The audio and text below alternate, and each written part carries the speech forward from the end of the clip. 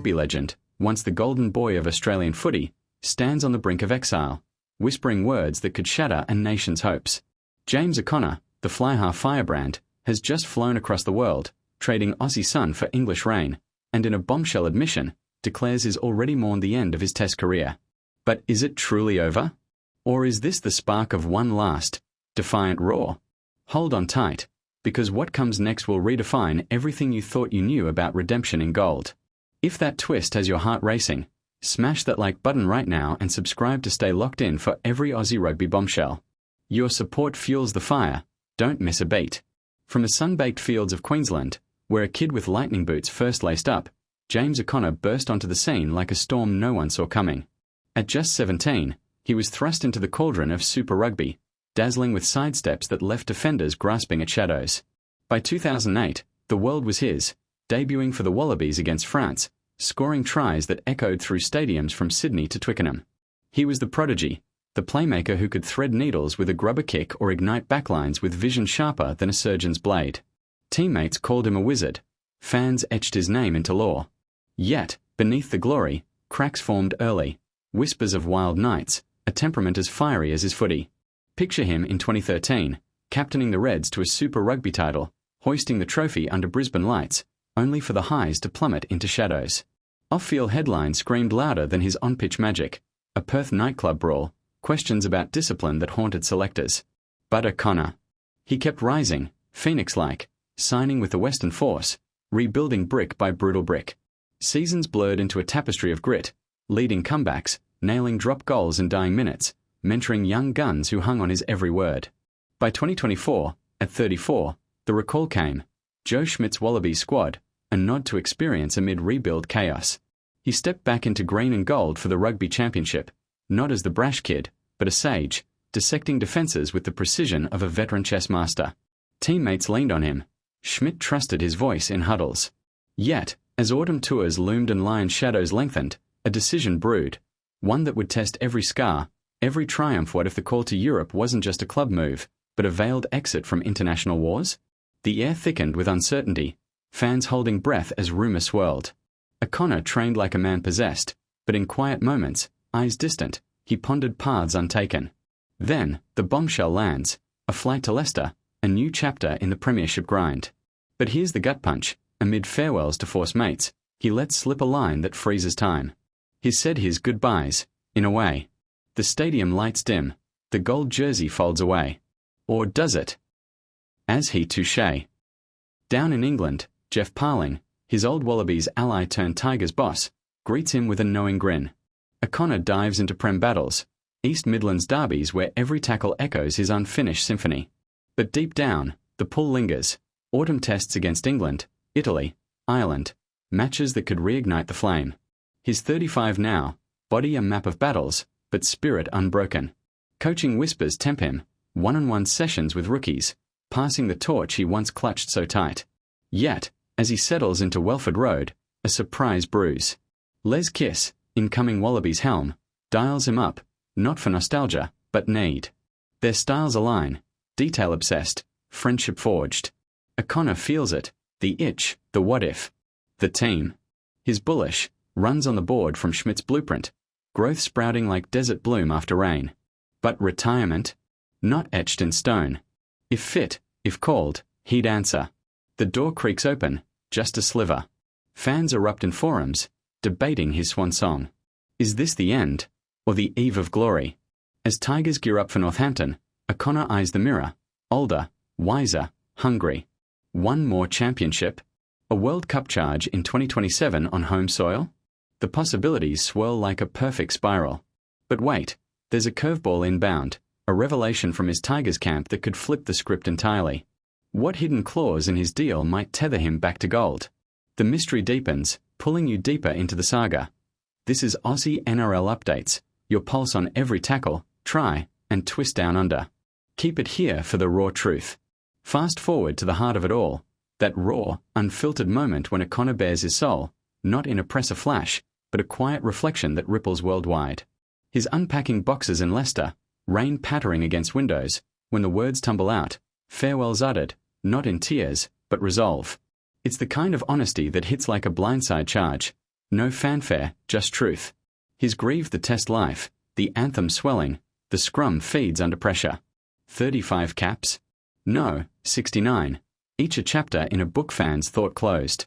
Surprise surges as he unpacks the nuance. Goodbyes said, yet echoes remain. If the nation beckons, hand up high, he's there. It's not bravado, it's battle-worn wisdom. Flash back to Paris 2017. The low point, handcuffs clicking after a cocaine haze, career teetering on abyss. Media mauled him, selectors sidelined, but O'Connor clawed back, therapy sessions and family anchors pulling him from depths. Western Force became sanctuary, a rebuild where he captained not just plays, but souls. Youngsters like Tate McDermott credit his off-field talks, lessons in balance, avoiding pitfalls he once dove headfirst.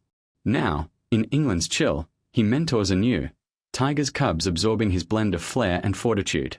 Parling sees it, the senior pro, not show pony, but steady hand. As autumn nears, Wallabies whispers grow, Schmidt's legacy, kisses vision merging seamlessly. O'Connor praises the detail, the plans that turned championship chaos into promise. Ireland looms, a ghost from his debut. England, eternal rivals. Could he slot in, orchestrate from 10? The surprise? He's fitter than ever, gym sessions fierce, diet dialed. No creaks, just fire. But cliffhanger alert, a nagging injury from forced days flares in training, sidelining him for the derby. Fans panic. Is this the sign, the forced fade?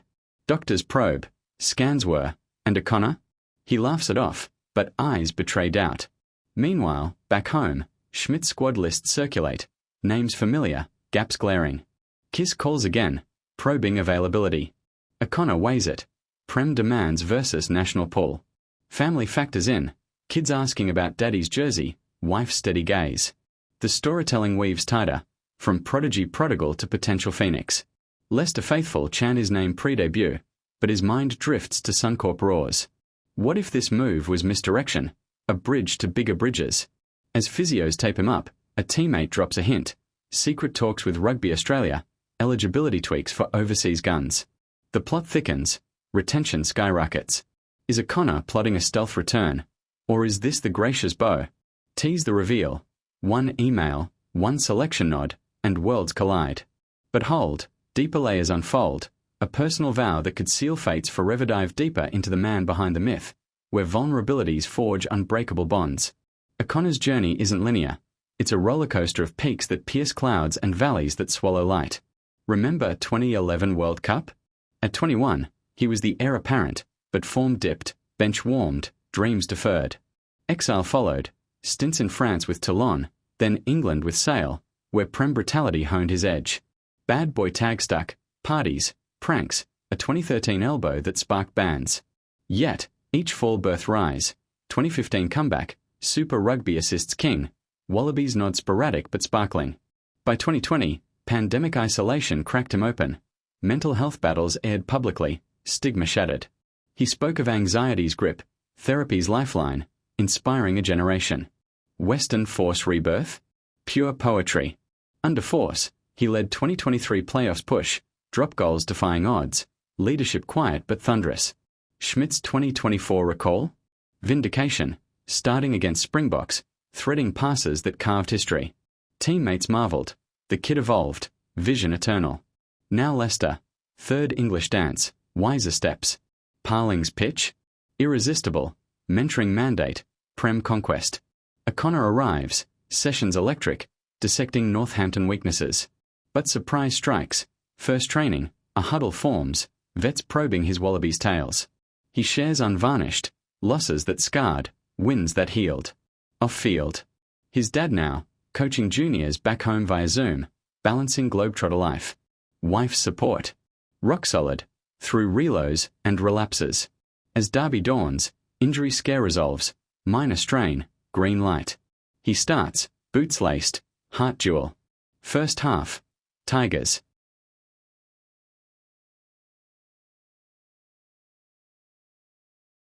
Trail. O'Connor's grubber gifts a try, crowd erupts. Half-time. Phone buzzers. Kiss. Post-match chat floated. Cliffhanger coils. Accept, and autumn calls. Decline, and legacy locks. Fans their eyes wildly.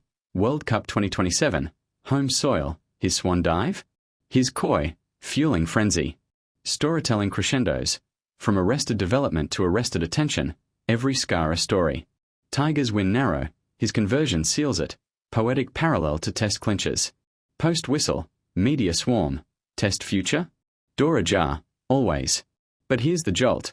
A leaked force memo hints at unfinished business, a testimonial nod pulling strings. Is loyalty fracturing, or alliances forming?